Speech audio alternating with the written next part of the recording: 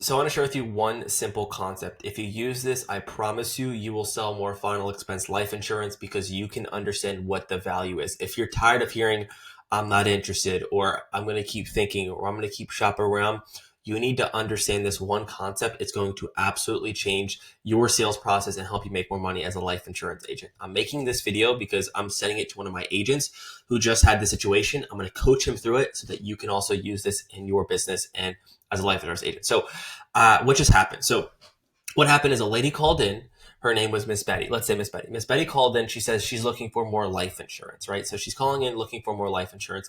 She had a $40,000 policy, and she was she just got a policy like a month ago for $300, right? So what happens is when she calls in for 40,000, we're asking her, are you looking to add on, or are you trying to find something a bit more affordable? In this case, Miss Betty says, hey, I'm looking to find something a bit more affordable. So when it comes down to understanding one concept, it is understanding what is the value. So let me just ask you this question.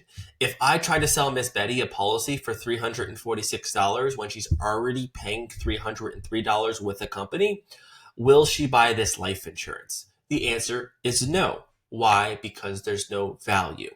Let's say Miss Betty called in and she had a $40,000 policy where she's paying $400. Would she would I be able to bring her value? Yes, she'd probably buy because it would be a cheaper policy. Now, let's say Miss Betty has a policy with a 2-year waiting period, $40,000 with a 2-year waiting period, and I can get her a policy that's going to have no 2-year waiting period. Would she probably buy the life insurance? She would probably say yes. So if you understand this concept of value, it doesn't matter how good or talented you are, if you have good products that will help you sell more life insurance and beat your competition. So in this case, you have to understand where is the value in the first 30 seconds. And what that means is that you have to use some type of software that's going to allow you to shop the market. So, for example, Miss Betty calls in, I'm looking for something more affordable. And they want to always ask, what is the name of your company? How much coverage do you have? How much are you paying? And ultimately, is there a 2-year waiting period? In this case, Miss Betty says, I got a policy a few days ago. It's $40,000. I'm going to put in $40,000. Okay. Being a broker, we have the option to look at all these other different companies. So we can actually see. Okay. But if you're captive, just use it as, hey, you only have one option.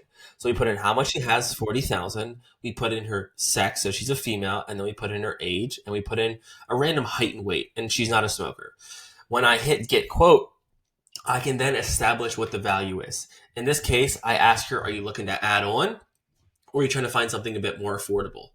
In this case, if she is trying to find something more affordable and she's paying $300 a month, I cannot find her something more affordable, which means I now, as the agent, have to shift the value. How do I shift the value?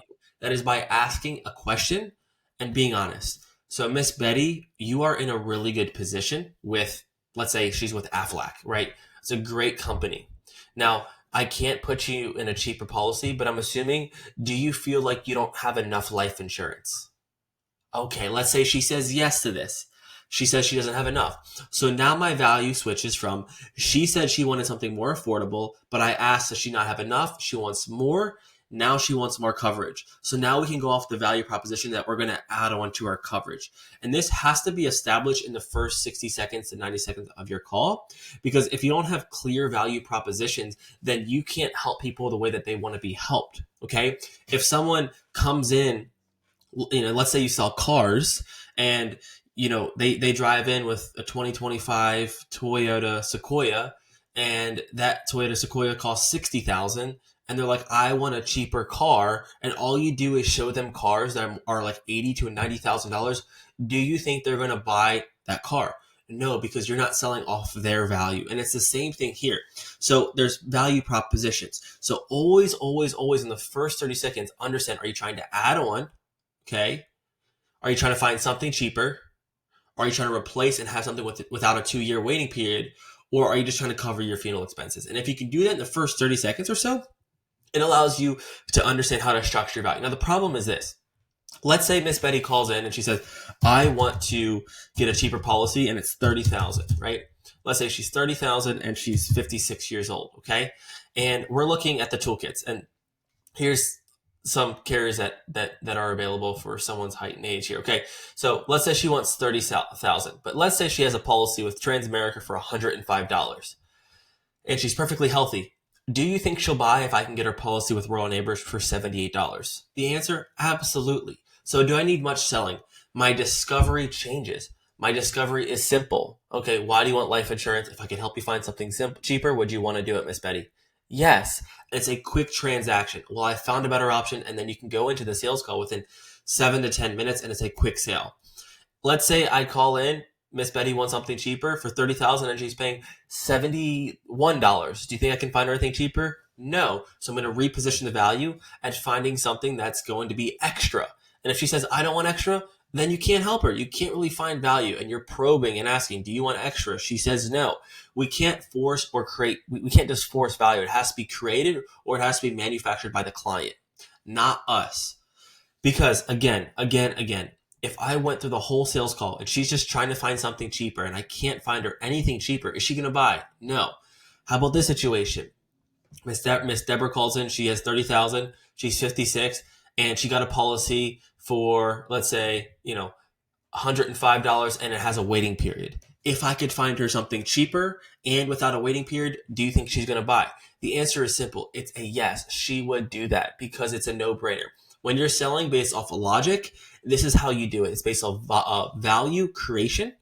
And if you're selling off emotion, typically emotion selling is they don't have any coverage and you're trying to help them understand what would happen if they die without life insurance. So you always have to understand when someone picks up the phone, where is the value? And you have to use your toolkits, your quoters, whatever you're using to understand where is the value. Am I going to replace it? Get out of a 2-year waiting period, finding a cheaper plan, find them something more affordable. And if I can't do any of that and I can't ask them or help them create the value, then there's no sale. Then I hang up, I move on to the next person, and I call the next person. So this is a quick little way that you can build and establish value to make more sales as a life insurance agent. I hope this helped.